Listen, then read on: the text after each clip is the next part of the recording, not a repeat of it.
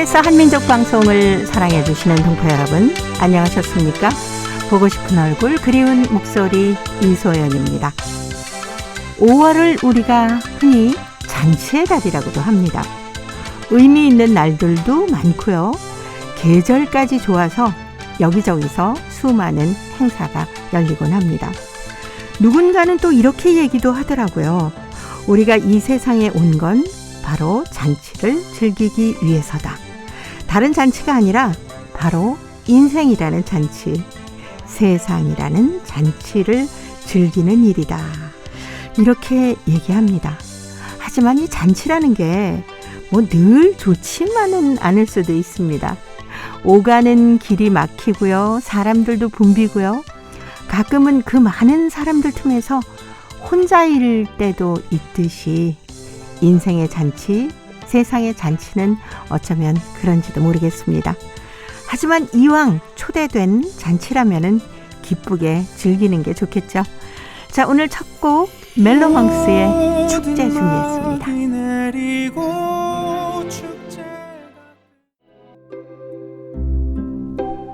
동포 여러분의 편지 사연으로 함께하는 시간 행복우체통입니다. 화요일에 행복우체통 홍익대학교 글로벌경영학과 전춘화 교수님과 함께하는 날입니다. 어서 오세요. 안녕하세요. 네, 5월은 정말 바쁘게 지났죠. 네, 행사도 많고 네, 너무 즐거웠던 것 같습니다. 그렇죠. 네. 어린이날도 그랬고요. 또 뭐 어버이날, 부처님 오신 날, 뭐 부부의 날, 스승의 날, 네. 날이 많아서. 그리고 네. 5월에는 또 이런 그 명절나 기념일 빼고도 대학교 같은 경우에는 MT도 가고 그렇죠. 또 날씨가 워낙 좋으니까 네. 공원에서 여러 가지 뭐 가족 행사도 하고 또 뭐 기념으로 기관에서도 뭐 네. 뭐 글짓기 대회 뭐 이런 것도 하잖아요. 맞아요. 네. 네. 특히 5월을 하면 그 대학교 얘기를 했는데 예전에는 축제를 참 5월에 많이 했었거든요. 그런데 그렇죠. 올해는 대학교 축제는 아직 좀 빠른가요? 네, 대학교 축제는 올해는 조금 아직까지도 규칙상 뭐 네. 사람들이 많이 모이면 좀 어렵기 때문에 근데 MT는 네. 올해는 했습니다. 아, 네. 그래서 1학년 학생들이 특별히 사실 2년 전에 1학년 들어온 학생들은 MT나 뭐 학교 구경도 제대로 그렇죠. 못하는 분들이 있잖아요. 네. 그 친구들도 같이 가가지고 MT를 즐겁게 다녀왔습니다. 네. 근데 중국 동포 사회에서는 어떻습니까? 이렇게 좀 모임도 많이 하고 축제같이 즐거운 시간들도 많이 가지셨을 것 같아요. 한국에서 있는 중국 동포들은 네. 여러 가지로 이제 좀 자유롭게 움직일 수 있으니까 행사도 하고 또 똑같이 뭐 어버이날에도 뭐 안산이나 대림 같은 경우에는 네. 큰 잔치를 했는데 중국에 계신 분들은 이분들 아직까지도 활동이 개인적으로 움직이는 괜찮은데 네. 단체로 모여서 뭐 하기가 쉽지는 않거든요. 네. 그래서 아마 좀 더 기다려 봐야 되지 않을까 생각합니다. 네. 근데 잔치 뭐 이렇게 가족들이 모이고 이웃들이 함께 모여도 가끔은 그 소외되는 사람들도 있지 않습니까? 네, 맞아요. 사실 그 소외되는 분 보면 저도 이제 우리 집에서 보면 그 저희 아버지가 사실 혼자서 다닐 때가 많습니다. 어떤 단체나 뭐 동아리나 이런 데 가입해서 활동하면 참 좋으신데 네. 어떻게 보면 개인적인 성향도 있는 것 같아요. 그래서 매일 보면 혼자서 산책하고 그다음 제 시간대로 식사하고 쉬고 산책하다 보니까 말씀이 옛날보다 훨씬 줄어들었거든요. 그래서 물론 이제 다른 어떤 취약계층의 소외계층보다는 조금 약하지만 그래도 옆에 있는 분들 적극적으로 좀 도와줘야 되지 않을까. 그래서 저는 화상으로 네. 영상 할 때마다 예. 아버지와 대화를 하려고 하는데 하기 싫어합니다. 네, 이제 혼자 있는 시간을 즐기시는 분들도 계시잖아요. 그런데 예. 또 혼자 계속 있다 보면 외로운데 네. 어디서부터 어떻게 도움을 청할지가 모르는 시작해야 거죠. 될지. 옆에 분들 봤을 때는 그냥 아무 일 없는 거예요. 네. 그래서 독거노인들 이런 분들은 또 성향이 그렇게 활발하지 않으면 예. 많이 소외되지 않을까 생각합니다. 그렇습니다. 그럴 때는 좀 이웃에 왜 성격이 활달하신 분 있잖아요. 네. 금방 가서 누구랑 친해지기도 쉽고 하시는 맞아요. 분들. 그런 분들이 좀 먼저 손을 내밀어 주는 게 어떨까 싶어요. 저는 요즘 아침에 운동을 하거든요. 네. 보니까 할머니들이 돗자리하고 뭐 마실 거 간단한 네네네. 과일 들고 운동장에서 운동 겸 또 모임을 가지시더라고요. 아, 네. 그 옆에서 운동하면 보니까 어떤 할머니는 한마디도 하지 않고 그냥 옆에서 끄덕이고 들어주시는 거예요. 그걸 네. 보면서 소외되신 분들이 참여만 약간만 해도 네. 덜 소외되지 않을까 생각합니다. 그렇죠. 네. 자, 이제 행복우체통 열어보겠습니다. 오늘 첫 번째 사연이 중국 길림성 연길시에서 리진욱 씨가 보내오셨습니다. 고희에 성사된 화가의 꿈이란 글인데요. 전춘화 교수님이 먼저 소개합니다. 금년 2월 3월 사이에 거행된 전국 백강 서화 예술 경쟁에서 청도시에 거주하는 우리 연변 화룡현 동성향 비암촌 태생이며 아마추어 화가인 조광호 씨가 운 좋게도 3등이란 영예를 받았다. 친척과 친구들은 물론 우리 고향 사람들이 심상을 부풀게 하여 즐거운 화제로 뜨고 있다. 비암이란 필명을 갖고 있는 조광호 씨는 일찍 룡정시 북신 소학교를 다닐 때 미술학 과목과 그림 그리기에 남다른 재질과 흥취가 있어서 항시 미술 선생님이 애대를 받은 데서 화가의 꿈을 품게 되었다. 그러나 중학 공부를 채 마치기도 전에 출생지인 비암촌에 내려가서 농사일도 하고 생산대 회계질도 하였다. 몇 년 후 팔가자 토산공사에서 회계로 있었으나 토산공사가 파산당하니 별 수 없이 호구지책으로 생소한 장사길에 올랐다. 그러나 아니 되는 놈이 일은 자빠져도 코가 깨어진다고 결국에는 본저마저 다 잃고 말았다.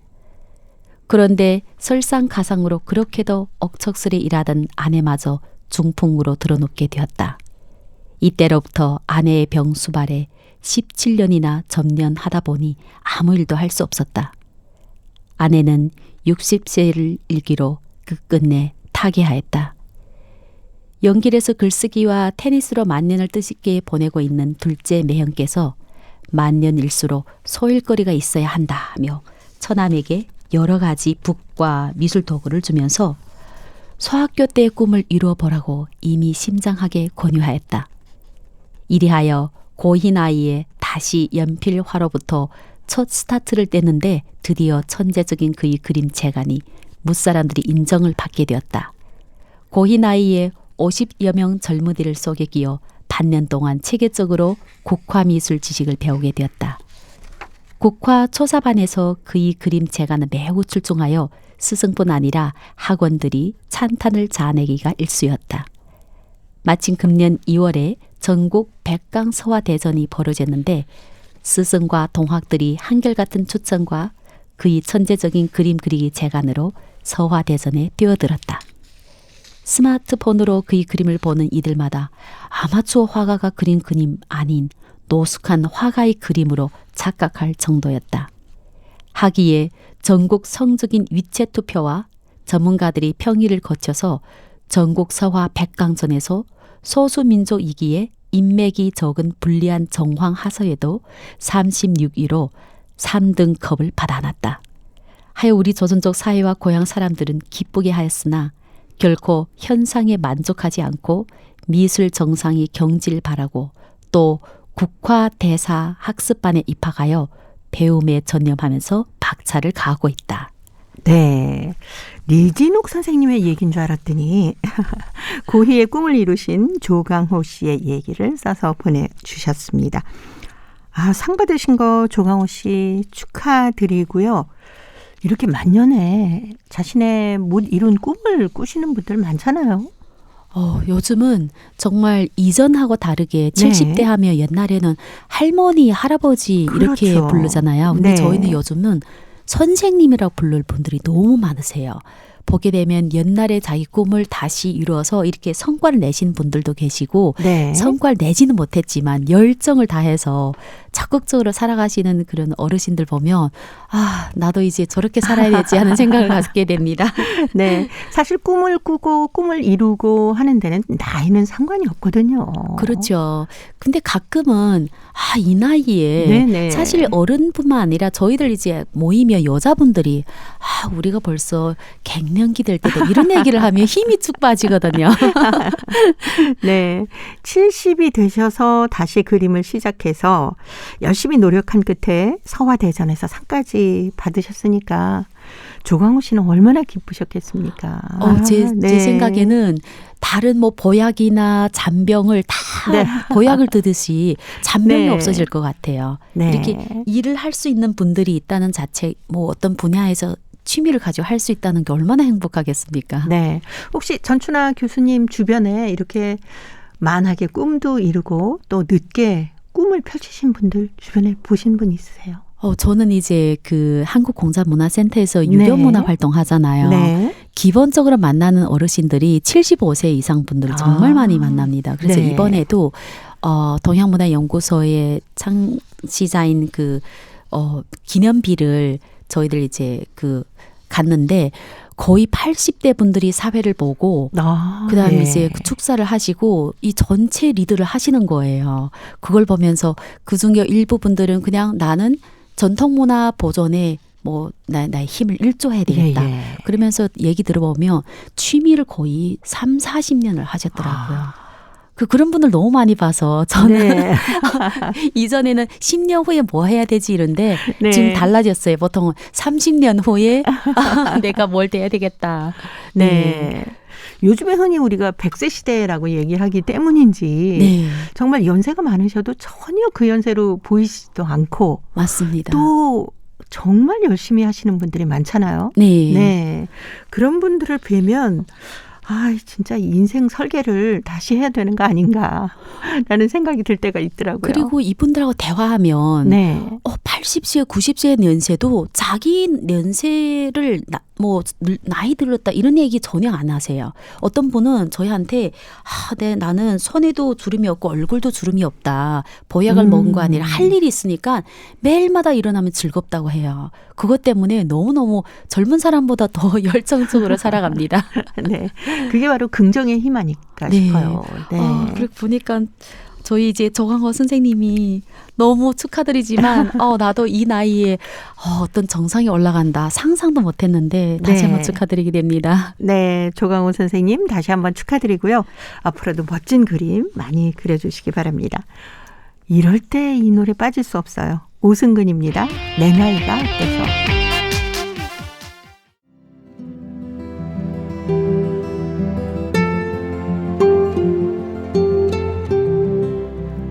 동포 여러분의 따뜻한 사연으로 아름다운 추억을 만들어 드립니다.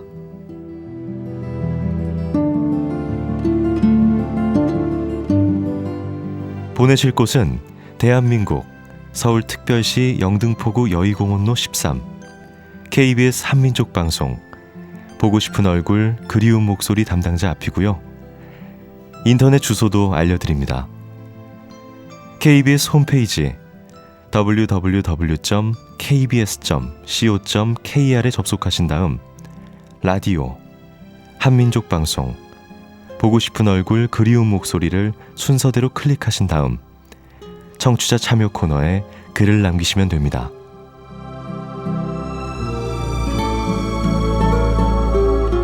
정다운 이야기와 아름다운 음악이 있는 보고 싶은 얼굴 그리운 목소리, 동포 여러분과 늘 함께하겠습니다.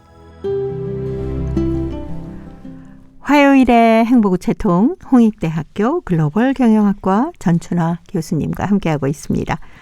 자, 오늘 두 번째 사연 중국 길림성 연길시 김령희 학생이 보내왔습니다. 나의 꿈이란 글인데요. 제가 소개해드리겠습니다. 누구에게나 다 꿈이 있듯이 나에게도 마찬가지로 꿈이 있습니다. 나는 어렸을 때부터 춤추고 노래 부르기를 무척 좋아했습니다. 유치원 때부터 여러 번 무대에 올라서 사람들로부터 정말 잘한다는 칭찬을 많이 들었습니다. 그럴 때마다 나는 어깨가 으쓱해졌습니다. 해서 나는 모든 사람들이 부러워하는 가수가 되는 것이 꿈이었습니다. 할아버지 할머니께서 한창 드라마를 시청하실 때도 나는 한쪽 구석에 가서 춤을 추고 노래 연습을 했습니다. 그리고 연습한 춤과 노래를 할아버지 할머니께 보여드리면 우리 집은 웃음이 가실 줄 몰랐습니다. 그러던 어느 날 한국으로 출국하셨던 어머니께서 편찮으셔서 돌아오시자마자 연길에 있는 연변병원에 가서 아주 큰 대수술을 했습니다. 물리치료를 몇 번이나 받고 집으로 돌아온 어머니의 초췌한 모습을 보고 나의 꿈은 가수로부터 의사로 바뀌게 된 것입니다. 병원에서 지어온 쓴 약은 아침 저녁으로 다려 마시는 어머니의 찡그린 얼굴. 그 얼굴을 볼 때마다 나는 가슴이 찡해 났습니다. 그리고 몇 달에 한 번씩 병원에 가서 검사를 할 때마다 별로 좋은 결과가 없어 실망하는 어머니를 보면서 속으로 다짐을 했지요. 어머니, 제가 커서 의사가 돼서 어머니의 병을 꼭 고쳐드릴게요. 그때까지 꼭 기다려주세요. 어머니, 아자아자 화이팅! 나는 의사라는 꿈을 실현하기 위해서 공부도 열심히 하고 의사에 대한 책들을 많이 보겠습니다. 그리고 노력하면 못 해낼 일이 없다는 문장을 기억하면서 열심히 노력할 겁니다. 라는 글을 보내왔습니다. 아, 참 기특하죠? 그러니까요. 네. 이 할아버지 할머니와 함께 살면서 드라마 시청하실 때 한쪽 구석에 가서 노래 연습했다고 하는데 정말 그 귀여운 모습도 네. 떠오르고요. 그 어릴 때 보면 사실 애들마다 다 자기가 되고 싶은 꿈이 행동으로 나타나거든요. 그렇죠. 근데 자라는 과정에서 영향을 네. 받다 보니까 부모님의 의지로 꿈을 바꾸는 경우도 있고 또 여기에서는 이 친구 같은 경우에는 엄마가 아프시니까 네. 내가 의사가 돼서 네. 고쳐줘야 되겠다. 귀엽기도 하지만 이 효심이 예, 아주 기특해요. 너무 기특합니다. 네. 보통 주변에 이렇게 아픈 사람이 특히 가족 중에 있으면은 아, 나는 커서 의사가 돼서 병을 고쳐드려야겠다 하는 그런 의사의 꿈을 꾸는 친구들이 참 많더라고요. 맞아요. 생각해 보니까 사실 의사하면 우리가 드라마 보거나 영화 보면 뭐 수술 보통 이제 외과에서 네네네. 많이 피를 생각하잖아요. 그러면 사실 다 무서워하는데 의사를 되겠다 하는 친구들 보면 가족의 의사가 있거나 아니면 네. 누구 가족 중에 누가 아픈데 내가 꼭 치료를 해줘야 되겠다 이런 꿈을 가지고 열심히 공부하는 친구들 볼 수 있어요. 우리의 친구도 한 명이 엄청 공부 열심히 한다고 하더라고요. 그래서 네. 왜 그렇게 걔는 공부 열심히 하니 했더니 의사가 꿈이래요. 네. 그래서 의사가 되기 위해서 봤더니 의사 되려면 어느 학교 가야 된다. 그 목표를 네. 중학교 1학년 학생이 지금 그걸 보고 그다음에 열심히 공부한다는 거죠. 보니까 막 비교되는 거예요. 네. 사실 그 구체적인 꿈을 만들어 놓고 거기에 도달하기 위해서 노력하는 거 그거 참 기특한 일이기도 하고 그게 참 쉽지 않은 일이잖아요. 쉽지는 중학생이면. 않죠. 그렇죠. 네. 보통 중학생뿐만 아니라 저희들 이제 대학생들도 보면 네. 너희들 졸업해서 나중에 어떤 직업을 가지고 싶냐 이렇게 물어보면 네네. 아직은 생각 없어요. 이렇게 말하는 친구들이 정말 많습니다. 정말 없어서 얘기한 친구들도 저는 많다고 생각을 하거든요. 근데 그래서 중학교 때 이런 의지를 가지고 꿈을 가진다? 본보기 받아야 되죠. 네. 보통 대학생 정도 되면은 앞으로 자신이 나아갈 길을 선택을 해야 되기 때문에 나는 어떤 회사, 뭐 어떤 일을 해야 되겠다라고 구체적인 꿈을 갖지 않나요? 보통 그렇게 생각을 네네네. 하는데 대부분은 졸업할 때까지 그냥 공부를 하고 왜냐하면 예. 대학교 들어올 때 내가 이 전공을 가려고 갔지만 나중에 어떤 사람이 되겠다는 거 구체적인 건 없고 두리뭉실하거든요. 네. 좀 안타까운 거는 어느 회사에 들어가겠다. 이거는 있어요. 근데 어느 회사에 어느 부서에 어떤 역할을 하겠다까지는 네네. 생각 많이 안 하고 공부를 하는 거죠. 열심히 공부하다 보니까 방향성이 내가 나중에 되고 싶은 사람과 좀 다르면 정말 그 노력이 물론 쓸모없다는 건 아닌데 좀 아쉬운 면은 많이 있습니다. 네. 구체적이면 좋죠. 그렇죠. 그런 학생들에게 선생님께서는 어떤 얘기 해주세요? 저는 그거를 계속 말하게 해요. 그래서 중국어를 가르칠 때는 자기소개에 나이, 희망, 직업, 그다음 나이 전공에 인터넷 들어가서 키워드 치면 이 전공 관련 직업군이 나오거든요. 네네. 그러면 내가 정말 이 전공 관련 없는 일을 하겠다 이러면 상관없는데 있는 일을 하겠다면 그 안에서 추리는 거죠. 그래서 본인이 어떤 성향, 그래서 스스로 찾아가게 해요. 근데 쉽지는 않은데 시간 좀 걸리지만 네. 일도 시켜보고 뭘 하게 해서 이 4년란 시간이 천천히 해서 졸업하기 전에 자기 꿈을 찾아가는 거. 그거가 이제 지금 저희 학교에서 보통 이제 생각하는 방법 중에 하나거든요. 아마 대부분 학교 다 그렇게 하지 않을까. 그래서 학교 때 동아리도 해보고 뭐 봉사도 네, 해보고 그렇죠. 인턴도 해보고 이것저것 다 네. 좀 많은 경험이 필요하지 않습니까? 네, 그리고 상담도 해보면서 다른 사람 나한테 평가도 진행을 해서 결론적으로 자기 꿈을 찾아가는 거죠. 네. 근데 사실 오늘 편지를 보내온 김령희 학생이 처음에 가수가 꿈이었다가 의사로 바뀌듯이 어릴 때는 꿈이 수시로 바뀌지 않습니까? 너무 많잖아. 어릴 때 애들이 더 대통령 네. 된다, 과학자 대통령 된다, 뭐 굉장히 많았어요. 그렇죠. 탐험가 된다, 뭐 배트맨 된다, 뭐 많잖아요. 네. 네. 근데 이제 성장하면서 부모님이 그걸 보면서 약간씩 조정해서 이게 큰 공간 주면서도 이 아이의 어떤 장점을 해야 되는데 저는 제 아이 할 때 보니까 이러는 되는데 잘 안 되더라고요. 네. 가끔 보면은 이제 제 자식을 가르칠 때는 참 잘 안 되는데 다른 남의 자식을 가르칠 때는 제대로 되더라 하는 네. 엄마들이 많으세요. 보니까 욕심이 예. 다른 네네. 아이들한테는 사실 욕심을 되게 친절하고 욕심이 적어요. 네. 그래서 다 이해돼요. 근데 내 아이 할 때는 이런 걸 다 알면서도 욕심이 계속 생기니까 사심이 많아서 그래요. 그래서 내 아이도 다른 집 아이처럼 생각을 하게 네. 되는 날이 오면 잘 되지 않을까 생각합니다. 네. 부모님께서 좀 더 객관적인 방향에서 그 아이의 장점 그리고 이렇게 하면 우리 아이가 정말 잘할 것 같다 하는 방향으로 보이지 않게 네, 그렇게 좀 잘 이끌어 주셨으면 좋겠네요. 그래서 정기적으로 부모 교육을 받으면 네. 한동안은 약간 뭐 어떤 좀 되다가 또 지나면 또 잊어버려. 그래서 정기적으로 계속 교육 받으면서 하면 좋을 것 같습니다. 네.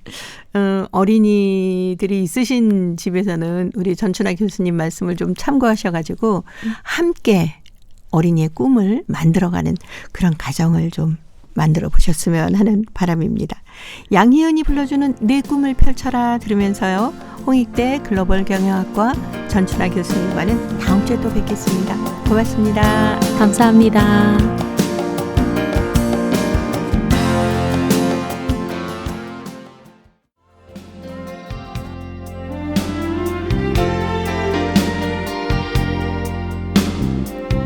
KBS 한민족 방송은 7천만 온결어의 꿈을 담습니다. 지구촌 곳곳으로 뻗어나간 한민족의 중심 채널 KBS 한민족 방송은 더 나은 미래를 위한 초석이 되고자 합니다. 여기는 대한민국 서울에서 보내드리는 KBS 한민족 방송입니다. KBS 한민족 방송 보고 싶은 얼굴 그리운 목소리 듣고 계십니다. 동포통신원들과 전화를 연결해서 여러분 계신 곳에 새로운 소식을 전해드립니다. 통신원 리포트인데요. 오늘은 중앙아시아 카자흐스탄 그리고 러시아 사할린 지역의 소식 준비했습니다. 먼저 카자흐스탄의 김상욱 통신원 만나보겠습니다. 김상욱 통신원 안녕하셨습니까? 네, 안녕하세요. 반갑습니다. 예, 반갑습니다. 자, 카자흐스탄에서 한국 영화제가 열렸다고 하는데 자세한 소식 먼저 전해주세요. 네, 2022 제11회 카자흐스탄 한국영화제가 카자흐스탄의 이제 주요 도시를 순회하면서 개최됩니다. 이 행사는요, 한국과 카자흐스탄 수교 30주년을 이제 기념하는 행사의 일환으로 이제 마련되었는데요. 14일 우리 고려인 최초 정착지 우슈토베가 있는 딸띠부르간시에서부터 시작됩니다. 네. 이 딸띠부르간시 카라탈 거리에 있는 키노플렉스 영화관에서 열리는데요.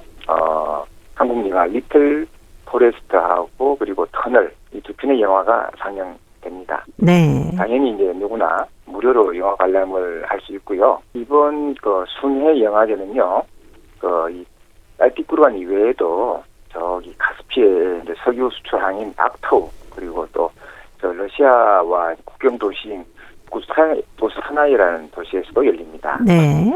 이번에 이제 상영되는 이제 두 편의 영화를 간단하게만 좀 소개를 드리면, 그 리틀 프레스트는 청춘들의 아주 특별한 사계절 이야기입니다. 뜻대로 되지 않는 일상을 잠시 멈추고 고향으로 돌아온 이제 주인공 혜원, 그리고 혜원의 친구 재하, 그리고 은숙을 만나면서 영화가 시작되고요. 네. 또 영화 터널은 자동차 영업대리점 과장 정수 하정우 배우가 연기하는데요. 네. 정수가 큰 계약권을 앞두고 들뜬 기분으로 집으로 가던 중 갑자기 이제 무너져 내린 터널 안에서 홀로 갇히면서 이야기가 전개됩니다. 네. 많은 분들이 보시고 좀 한국 영화에 관심도 가져주셨으면 좋겠네요. 그리고 오가이 세르게이 고려인 협회장이 고려인 동포 사회 대표로 카자흐스탄 민족총회에 참석했다면서요? 예, 31회 카자흐스탄 이제 민족총회가 개최되었습니다. 31차 민족총회는요, 이 카자흐스탄에서 많은 소수민족 또 이 대표들이 참가하고 싶어하는 국가적으로 굉장히 큰 이 회의이고 행사입니다. 네. 당연히 이제 수도 누르스탄에서 열렸고요. 아시겠지만은 또 저도 방송에서 자주 소개했습니다만은 카자흐스탄은 이제 한 130여 민족이 함께 모여 사는 대표적인 이제 다민족 국가거든요. 네. 그래서 민족총회는 이제 대통령이 직접 참석을 하고 또 많은 정부 또는 이제 사회 각 분야의 대표들이 참석하는 중요한 행사인데요. 이 행사에 우리 고려인 동포 사회를 대표해서 오가이 세르게이 고려인 협회 회장님이 참석을 했습니다. 네. 이번 회의에서는요, 이제 토카예프 카자흐스탄 대통령이 이제 지난 1월달에 카자흐스탄에서 발생했던 그 알마티 시위 1월 사태를 간단히 언급을 했습니다. 그래서 이번 31차 민족총회의 주제를 또 이 통일, 평화, 안정성 이렇게 이제 잡았고, 실제로 또 회의 때 이 세 가지 원칙을 확실히 견지해 나가야 한다라고 이렇게 강조를 했고요. 그리고 지난 1월달에 이제 일어났던 알마티에서 일어났던 유혈 시위 사태, 그 비극에서 우리가 교훈을 얻어야 하고 또 이런 사태가 카자흐스탄에서 더 이상 반복되지 않도록 해야 한다라고 굉장히 이제 크게 강조를 했습니다. 네. 그리고 이번에 또 러시아 우크라이나 사태에 대해서 이 언급을 했는데요. 네. 지정학적 인장이 높아지고 또 이 국제사회로부터 새로운 도전이 나타나고 있다라고 토카예프 대통령이 말을 하고요. 그러나 우리는 새로운 카자흐스탄 건설 그리고 이를 위해서 국민적 정체성을 공고히 하고 또 특히 차세대들의 어떤 그런 국가관 그리고 애국주의 교양에 아주 각별한 주목을 돌려야 한다고 수차례 강조를 했습니다. 그 이후에 고려인 동포사회를 대표해서 오가이 세르게이 회장이 이제 발언을 했습니다. 네. 이 부분이 좀 우리 동포사회가 카자흐스탄으로부터 얼마나 큰 위상이 있는가를 나타내는데요. 그 인구는 사실 전체 카자흐스탄에서 한 0.6%밖에 차지하지 않습니다만은 이런 큰 회의, 총회, 민족총회에서 오가이 회장이 토카예프 대통령에 이어서 발언을 했는데 이 발언에서요. 카자흐스탄의 국가적 과제는 바로 우리 각자, 우리 자신으로부터 시작해야 된다라고 이 오가이 회장은 말을 했고요. 네. 고려인 동포사회는 새로운 카자흐스탄 건설 과정에 참가할 준비가 되어 있던 카자흐스탄 건설 과정에 이미 첫발 내디뎠다라고 말했습니다. 고려인 동포사회도 카자흐스탄 국민으로서 카자흐촌의 삶의 터전으로 삼고 있다라고 말하고 사회적 약자를 돕기 위한 진보적 사회 개혁을 적극적으로 펼쳐나가야 한다, 펼쳐나가겠다라고 세르게이 회장이 이제 발언을 하고 강조를 했습니다. 네. 오늘 카자흐스탄 소식 여기까지 듣도록 하겠습니다. 김상욱 통신원이었습니다. 소식 잘 들었습니다. 네, 감사합니다. 네, 고맙습니다. 이어서 러시아 사할린으로 가보겠습니다. 배순신 통신원 만나볼까요? 배순신 통신원 안녕하셨습니까? 네, 안녕하세요. 반갑습니다. 네, 반갑습니다. 유즈노 사할린스크시에서 사할린 어르신들을 위한 노인 휴식센터를 개관했다고 하는데 자세한 소식 전해주세요. 최근 유른사갈린시 한인문화센터에 한인 어르신 약 70명을 모신 가운데 사할린주 한인협회에서 동포 이세들을 위한 노인 휴식센터 개관식을 가졌습니다. 1세 분들에게 따뜻한 말씀을 올린 주한인협회 박순옥 회장은 5년 전에 어르신들이 한인문화센터 내에서 쉴 수 있는 공간을 마련해달라는 부탁을 했었는데 드디어 이 약속을 지킬 수 있었습니다. 리모델링된 의료 상담실과 어르신들이 휴식을 위해 새로 생긴 노인정은 마련된 선물이라고 하셨습니다. 주 연사갈린스크 영사출장소 박사태 소장은 한국에 계시는 어머님이 생각난다고 하며 어르신들에게 이날 즐겁게 보내시고 건강하시길 기원하며 노인회관 개관 축하 인사를 전했습니다. 사할린 한국교육원 이병일 원장은 어르신들을 위해 마련된 쉼터가 즐거운 만남의 장소가 되기를 기원하고 어버이날을 맞아 사할린 한인 어르신들께 큰 조를 올렸습니다. 네, 개관 기념 행사니까 다양한 문화 행사도 같이 있었겠네요. 네, 이날 공연도 있었는데요. 축가 무대는 에트나스 아동예술학교 모형단들을 우아한 춤, 할머니 모형단, 한인문화센터 소속 아리랑 모형단의 다양한 춤으로 그리고 K-팝 댄스를 한 프로모션 팀의 공연도 있었습니다. 그리고 사할린 한인문화센터 소속 최유리아, 소마리나, 오블라디미르 등 가수의 즐거운 무대가 이날 이루어졌습니다. 새로운 휴식센터에 입장한 어르신들은 이 장소에서 후식으로 떡과 차, 과일을 드시면서 이야기꽃을 피웠습니다. 전 한국어 교사 공경자 어르신은 이날 노인 대표로서 노인들에 대한 꾸준한 배려에 대해 주한인협회 측에 감사 인사를 전했습니다. 어르신들을 위해 박상태 소장은 이날 어머니에 대한 노래 한 곡도 들려주었습니다. 정기적인 어르신들의 모임은 6월부터 시작하고 모임은 매주 토요일에 열리며 진행은 전용회가 담당할 예정입니다. 네, 오늘 사할린 소식 여기까지 듣겠습니다. 배순신 통신원이었습니다. 소식 잘 들었습니다. 네, 감사합니다. 네, 고맙습니다. 유즈노 사할린스크시 한인문화센터에 동포 1세대들을 위한 노인 휴식센터 개관식이 있었다고 하네요. 의료 상담실도 리모델링이 되고 노인정과 경로당까지 마련이 됐다고 하니까 노인분들에게는 아주 즐거운 자리가 될 것 같습니다. 특히 또 축하 무대로 에스노트 아동예술학교 무용단, 할머니 무용단, 최율리나 서마리나, 오블라디미르 가수의 공연까지 이어지면서 후식으로 떡과 차, 과일 드시면서 아주 즐거운 시간을 가지셨다고 하네요. 6월부터 매주 토요일에 모임이 있다고 하니까 사할린 동포 어르신들의 즐거운 쉼터가 됐으면 좋겠습니다. 자, 이제 퀴즈를 통해서 대한민국의 역사와 문화까지 배울 수 있는 퀴즈 한마당 보내드립니다. 동포 여러분과 퀴즈로 하나 되는 시간 퀴즈 한마당. 자, 오늘부터 이것을 배울 텐데 이거 쳐본 사람? 저요. 그래. 선일이는 이거 어디서 쳐봤어? 네, 저는 겨울방학 때 외할아버지 댁 가서 쳐봤습니다. 우리 할아버지 이거 됐다 잘 쳐요. 정말? 네, 우리 외할아버지는 마을에서 이걸로 울트라 캡숑 짱이에요. 할아버지가 그렇게 이걸 잘 치면 선일이도 이거 쳐봤겠네? 그럼요. 저는요, 외갓집 가면 이거 두들기면서 놀아요. 그럼 여기 나와서 이거 한번 쳐볼래? 네. 자, 조금 이따 선생님이 이거 치는 법 알려줄 텐데 먼저 우리 친구 선일이가 이거 치는 것부터 볼게요. 네. 자, 선일아. 그러면은 한번 쳐볼까? 자, 채 여기 있어. 채 필요 없어요.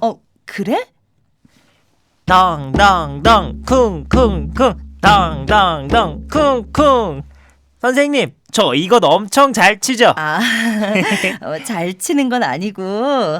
근데 할아버지한테 제대로 배운 거 맞아? 배운 건 아니고 할아버지 치는 거 봤어요. 어쩐지. 선생님이 가르쳐 줄 테니까 제대로 배우자. 네, 이거 치는 법 제대로 배워서 할아버지하고 함께 치고 싶어요. 그래, 꼭 그렇게 해. 선일이가 외할아버지 댁에서 이것을 쳐봤다고 했는데 배워서 친 게 아니고 그냥 쳐봤던 거네요. 그러게요. 이것을 제대로 치려면 이것 장단을 배워야 하잖아요. 이것은 우리나라의 전통 악기 중 하나인데요. 허리가 잘록한 게 모래시계 모양으로 생겼죠. 네. 허리가 잘록한 나무통의 양면에다가 가죽을 대어서 만든 북입니다. 한쪽은 반드시 막대기 모양의 채로 치고 반대쪽 면은 맨손이나 궁굴채로 치는데요. 두들겨서 소리를 내는 타악기입니다. 한국의 전통음악에서 이것으로 거의 모든 장단을 다 쳐주는 역할을 합니다. 그리고 사물놀이에도 이 악기가 들어갑니다. 이것으로 장단만 치는 게 아니라 이것 독주도 하고 이것 춤을 추기도 합니다. 자, 여기서 문제 나갑니다. 이것은 한국의 전통악기 중 하나인데요. 허리가 잘록한 통의 양쪽에다가 가죽을 씌워서 만들었습니다. 한쪽은 손바닥으로 치고 다른 쪽은 채로 치는데요. 북, 꽹과리, 징과 함께 사물놀이 중 하나인 이 악기는 무엇일까요? 자, 보기 드립니다. 1번 천하장사, 2번 장구, 3번 장기. 정답을 보내주신 분 가운데 일주일에 한 분 추첨해서 소정의 상금이나 상품을 보내드립니다. 퀴즈 한마당, 지금까지 성우 유선일, 한희정이었습니다. 한국의 전통 국악기인 이것. 민요를 부를 때 이것으로 장단을 치는 모습을 볼 수 있는데요. 이것으로 장단을 쳐주면 민요가 훨씬 더 신명이 납니다. 또 사물놀이를 연주할 때도 이것 볼 수 있습니다. 마치 신들린 듯이 이것을 치는 모습을 보면은 보는 사람도 덩달아 막 어깨춤이 나지 않습니까? 요즘에는 초등학교 방과 후 교실에서 이것을 가르치기도 한다는군요. 어릴 때부터 우리 가락을 배우면 우리 것을 이해하는 데도 훨씬 도움이 될 겁니다. 동포 여러분도 이것으로 장단을 치거나 아마 이것 배운 적 있으실 겁니다. 이것에 얽힌 추억도 저희 행복우체통에 가득히 좀 보내주세요. 정답은 KBS 홈페이지에 접속하신 다음에 라디오, 한민족 방송, 보고 싶은 얼굴 그리운 목소리를 순서대로 누르시면은 청취자 참여란이 있습니다. 여기에 정답도 적어주시고 행복우체통에 다양한 사연들도 보내주시기 바랍니다. 여러분의 많은 참여 기다리겠습니다.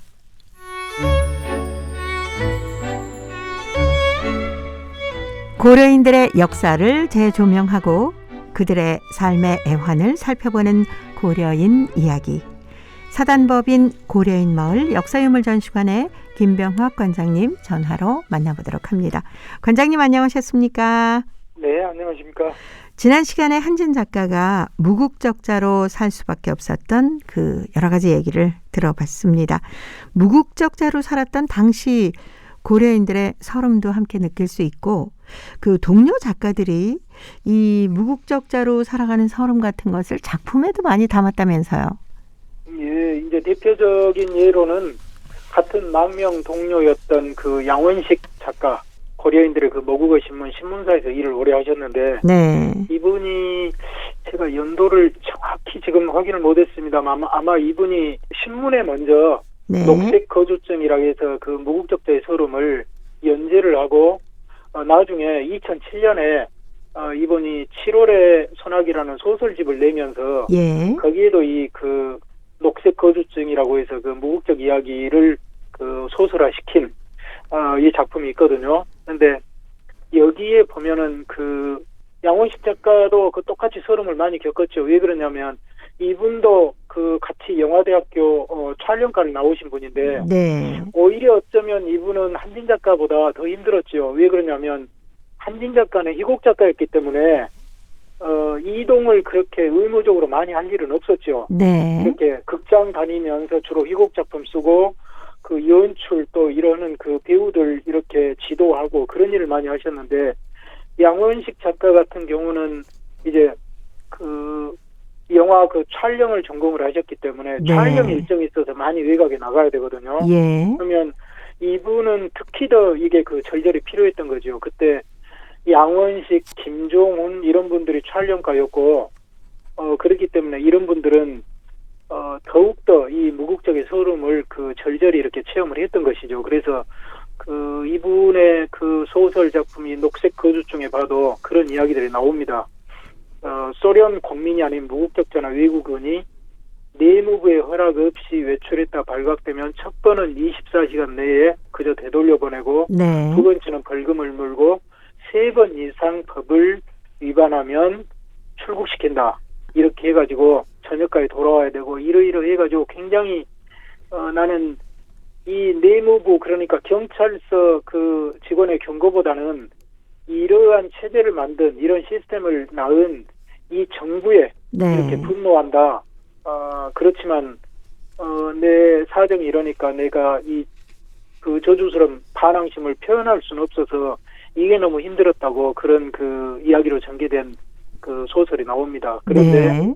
이제 왜 그 녹색 거주증이냐면, 당시에 그 소련의 그 국민들이 받는 이 증명은 붉은색으로 돼 있어요. 예. 그런데 무국적자는 녹색으로 된 그 여권이 나오는 거죠. 그래서 그것만 봐도 여기는 무국적자라는 게 이게 딱 구분이 될 수 있게 만들었던 것이죠. 네, 네.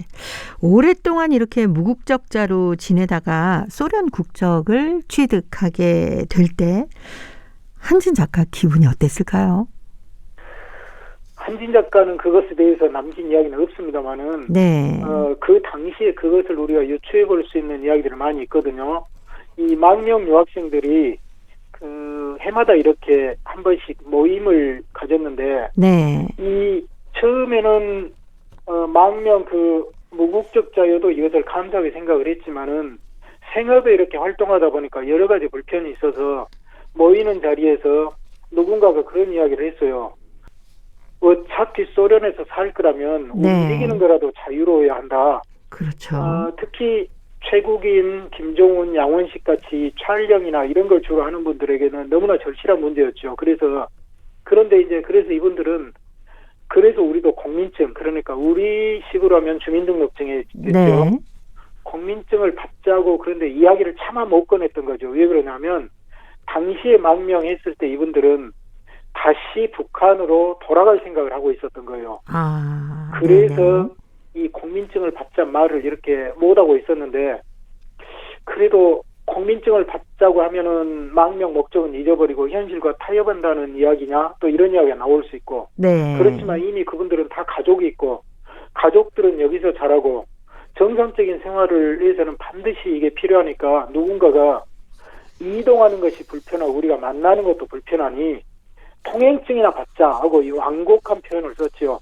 그래서 이제 그 말이, 그러면 우리도 통행증이 필요하겠다. 이게 사실 국민증이란 말이죠. 네. 그래서 나중에 이분들이 주민등록증, 이 국민증을 받고도 국민증이라고 말하기가 부끄러워서 스스로 통행증이라고 이야기를 불렀습니다. 네. 그래서 아마 한진 작가도 통행증이라고 말하면서 그래도 이걸 받았기 때문에 이제는 굉장히 그 자유로움을 느꼈을 것 같습니다. 네. 하긴 정상적인 생활을 하기 위해서는 국민증이 꼭 필요하지 않았을까요? 그게 그렇죠. 이게 옛날에 우리 고려인들이 강제이주 됐을 때 그 상황이거든요. 네. 강제이주 됐을 때 이 고려인을 비롯해서 강제이주 시킨 민족들은 적성민족이라고 해서 거주 이전의 자유를 제한했죠. 일정한 구역을 정해주고 거기서 이렇게 벗어날 수 없겠죠. 그때 더구나 스탈린 시대 때는 벗어나면 붙잡혀서 바로 감옥까지 갈 정도로 그런 불이익을 줬는데, 그것과 똑같은 이런 취급을 받았던 거죠. 그래서 일상적인 생활의 어려움도 있지만 또 하나는 일단 그 무국적자로서 정상적인 이런 생활을 누릴 수 없는 완전한 국민이 되지 못한 다른 부류, 2등 국민, 이런 식의 그 보이지 않는 질시나 심리적인 그 위축, 압박, 네, 네. 이런 여러 가지가 작용을 해서 아주 힘들었던 것이죠. 그랬겠네요. 네. 대부분의 고려인들이 국민증을 취득을 했는데 무국적자로 살아가는 분들도 계셨다면서요?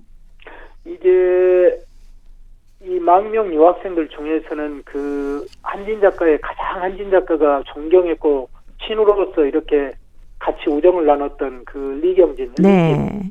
리진 작가는 모스크바 근교에서 살았는데 리진 작가는 끝까지 이렇게 국민증을 받지 않았어요. 그래서 아마 리진 작가는 그랬지 않을까 생각이 듭니다. 초기에 유학생들 망명을 어떻게 보면은 인도하고 이끌고 이론적인 배경을 그 제공해 준 사람이 리진이거든요. 네. 그래서 본인으로서는 아마 그런 책임도 있고 또 본인은 끝까지 이러한 그 초심을 잃지 않기 위해서 아마 네. 그랬을 것 같은데 이분은 마지막까지 이렇게 무국적자로 남았습니다. 그런데 소련이 해체되면서 소련 해체 전에 이제 우리가 소련하고 수교를 하면서 예. 소련과 이제 우리나라 이 길이 열리게 됐는데 이분에게도 6.25 때 남쪽으로 내려갔다는 이 동생 이야기가 들려와요. 아, 네. 그런데 무국적자는 외국으로 나갈 수가 없어요. 예.